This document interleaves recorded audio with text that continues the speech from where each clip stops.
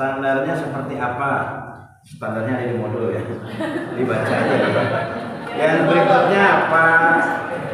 Saya nggak sebutan namanya aja ya. Kesulitannya terkadang kurang berbobotnya pertanyaan sehingga proses coaching menjadi lama.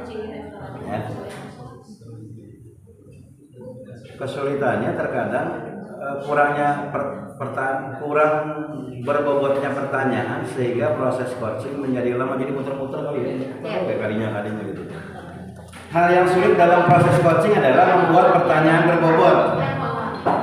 Sangat sulit atau masih terkendala yaitu manajemen waktu dan memfasilitasi anak. Kesulitan dalam coachingnya. Kesulitannya adalah ketika implementasinya alur tirta ketika menggali informasi dari coaching. Ya, jadi ini dari alur tirta tentang bagaimana kesulitannya menggali informasi. Hal yang sulit ketika melaksanakan coaching adalah memberikan pertanyaan yang berbobot kepada coaching.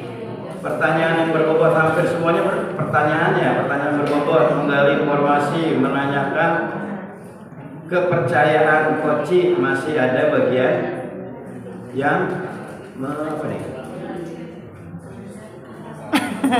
lewat aja Pak kalau nggak kebaca. Dalam memberikan pertanyaan yang berbobot dan menggali, inti nama semuanya pertanyaan yang berbobot dan menggalinya ini hampir mirip ya. Yang selanjutnya ayo dihandap Pak.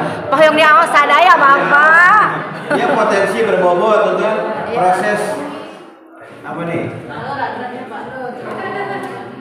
Proses sekian dan terima kasih.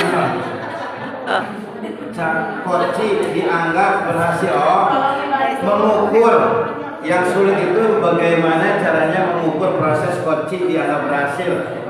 Kalau mengukur dianggap berhasil ya coaching nggak akan balik lagi gitu. Kalau balik lagi berarti belum berhasil gitu. Itu kan berlanjutan terus ya, namanya coaching itu kan. Misalnya saya akan melakukan apa kekurangan Anda, saya metode pembelajaran. Terus apa yang akan Anda lakukan? Saya akan membuat misalnya media pembelajarannya lebih menarik. Terus ada lagi pertanyaan tanggung jawab, kapan mau dilaksanakan? Minggu depan Pak. Oke, minggu depan balik lagi kan? Coaching lagi kan? Gitu. Terus saja terus dia. Kalau dia udah nggak balik berarti udah berhasil, sudah tamat lah gitu ya. Udah berhasil gitu ya. Karena kan itu bentuknya RTL ya, rencana tindak lanjut dari proses coaching. Hal sulit ketika coaching adalah membuat pertanyaan yang berbobot. Dan bobot terus ya. Kesulitan saat coaching adalah ketika menuntun coaching untuk menemukan sendiri solusinya atas permasalahannya. Kan memang proses coaching itu adalah kita menggali si coaching. Kalau coachingnya tidak punya solusi, kalau tidak diberi solusi menggali. Iya, kalau sementara si coachingnya tidak punya pilihan lah, opsi gitu ya. Ya digali terus mas, maksudnya ya. Digali terus beberapa kemungkinan kan pasti nggak mungkin ya. Dari si coaching itu diarahkan dari pertanyaan ini. Yakinlah setiap guru pasti punya cara. Kalau gini mungkin belum ini, tapi kita bisa memberikan pertanyaan-pertanyaan yang merangsang supaya misalkan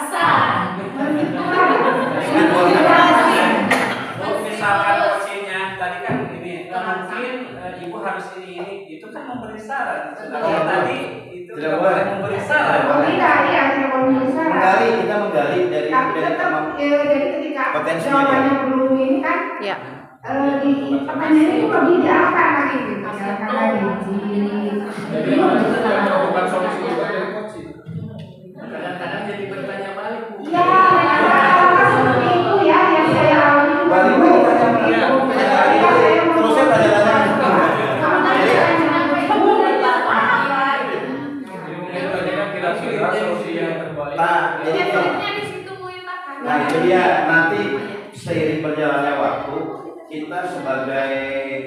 apa namanya coaching ya, itu akan coach ya. Coach. Kita nanti akan punya pengalaman sendiri nanti, kemampuannya terus latihan coaching.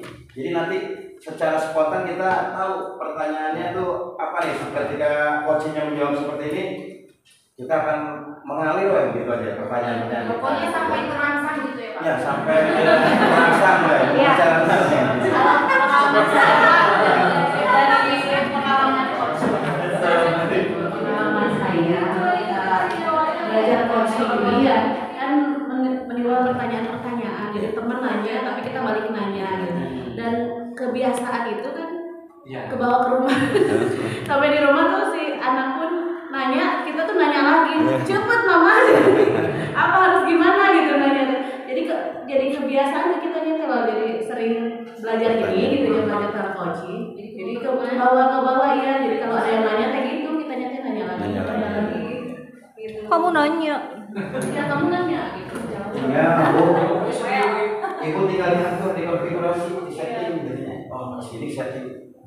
Ya, jadi kita punya ada hal yang kan makanya ada pertanyaan kan seperti ada coaching, mentoring apa gitu. Kalau coaching terus giliran kita harusnya mentoring gitu atau konseling, kita harus tahu posisinya di mana gitu. Di mana posisi kita memberi saran, di mana posisi kita untuk coach gitu. Apalagi saya kan guru TK ya Pak, anak kan sulit ketika ibu ini susah pakai sepatunya. Emang kita harus mengidentifikasi masalah Itu tidak pakai coaching langsung aja kan. Kalau ibu coaching pemilihan bahasa sih Pak kalau saya misalkan sama orang tua, jadi lebih dibantunya sama ya agar lebih tepat. Jadi didampingi sama orang tuanya kalau di anak itu dibolehkan atau tidak. izin apa sih Bapak ya? Nah, TK kebetulan itu. TK ya. Iya, jadi coaching bukan satu-satunya gitu ya. Ini alternatif yang bisa kita pakai dan ternyata untuk menggugah orang, untuk tidak menghakimi orang, coaching solusi terbaik. Jadi tidak semua harus di coachingkan, kayak kata Bu Lina di coachingan. Ya. Nah terus kalau di TK itu betul. Kalau misalkan di TK kan suka ada orang tua ya Bu ya, boleh saja. Kalau ada, jadi gini kan kalau di TK kan sering ada parenting ya Bu ya. Biasanya 1 bulan sekali suka ada parenting.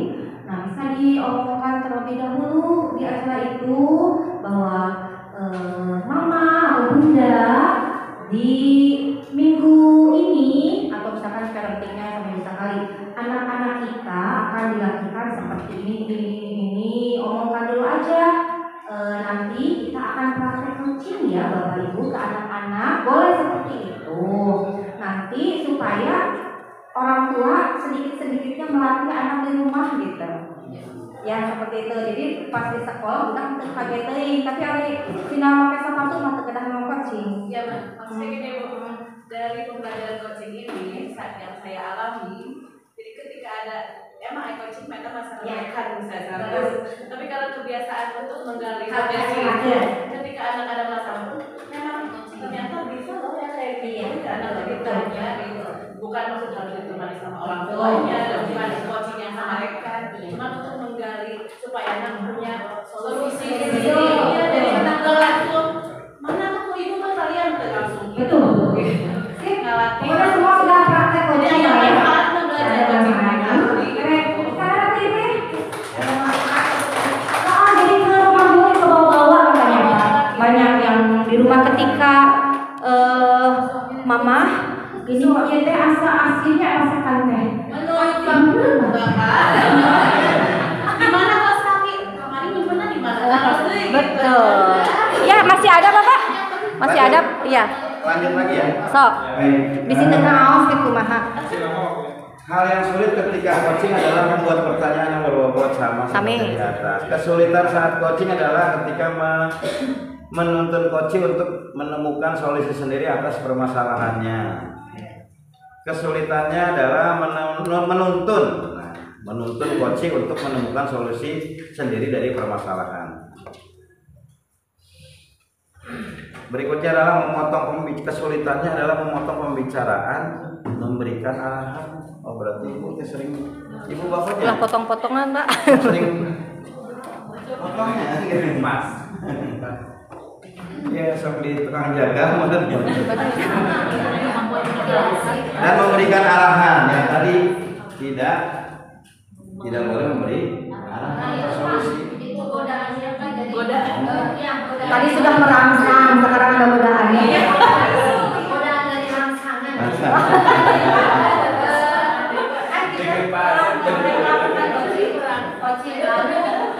Sementara kita sendiri tahu di mana letak kekurangannya, Berdepan solusi ini. ketika dipancing Enggak keluar. Iya. Iya. jadi kekurangannya begini loh gitu. Iya. Gergetan ya memang, saya juga pernah awal-awal gitu. Pagi-pagi kita keluar gitu. Gitu ya. Nah itu dia nanti seiring waktu kita akan profesionalisasi. Nah percakapan itu akan tidak, keberhasilan itu tidak akan tercapai ketika coachnya tidak mau. Kalau mau dia balik ke gue, terus kamu kesini mau apa sih? Kalau saya kan, gitu ya. Kalau udah kesel kita maunya sok ya, terus nah sih kan itu nggak mau cerita apa yang nggak mau terbuka ya. Sulit mengungkapkan hal yang ingin disampaikan, sulit si coachnya sulit mengungkapkan hal yang ingin disampaikan sehingga percakapan terkesan kaku, tidak mengalir. Sulit menyampaikan berarti dari coachnya ini posisinya kelemahannya. Nah itulah rajin berlatih dan ya kan si coach susah menyampaikan. Iya, benar ya? Maksud saya benar ya? Coachnya susah mengungkapkan hal yang ingin disampaikan atau coachnya nih? Coachnya